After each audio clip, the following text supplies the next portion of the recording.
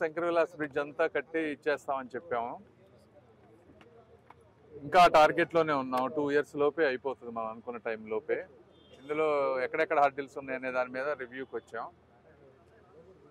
మన వర్షాలు 3 నెలలు పడటం వల్ల మేము యాక్చువల్గా 2 సంవత్సరాల కంటే ముందు చేయాలనేది మా గోల్. అందులో ఫాస్ట్గా చేయాలనుకున్నాం. వర్షాల వల్ల మాకు ఒక 1 month బిహైండ్ ఉన్నాం. కాకపోతే ఇప్పుడు కాంట్రాక్టర్ వీళ్ళంతా డబుల్ మ్యాన్ పవర్ పెట్టి ఫాస్ట్ ట్రాక్ చేస్తున్నాం అన్నీ, అటు సైడ్ ఇటు సైడ్. ఇప్పటి నుంచి బాగా చాలా ఫాస్ట్గా ఉంటుంది work. Railway property railway board దగ్గర ఉంది, అది కొంచెం క్లియర్ చేస్తే అక్కడ క్లియర్ అవుతుంది. తర్వాత మాకు మెయిన్ ఈ షాప్స్ వాళ్ళదే ఇష్యూ ఉంది. ఇక్కడ కమిషనర్ గారు మేయర్ గారు 1-2 సార్లు కూర్చుంటున్నారు. మళ్ళీ కూర్చొని వీళ్ళని సాధ్యమైనంత వరకు వాళ్ళు కూడా అర్థం చేసుకొని వాళ్ళు కనుక క్లీన్ చేసి చేస్తే ఇంకా ఫాస్ట్గా కట్టేస్తాం మేము.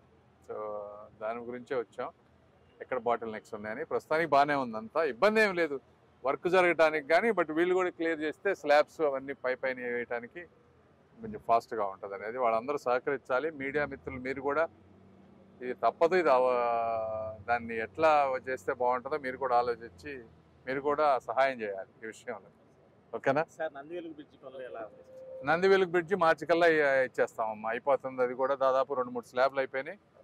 అది కూడా రేపు ఎల్లుండి వెళ్తున్నాము.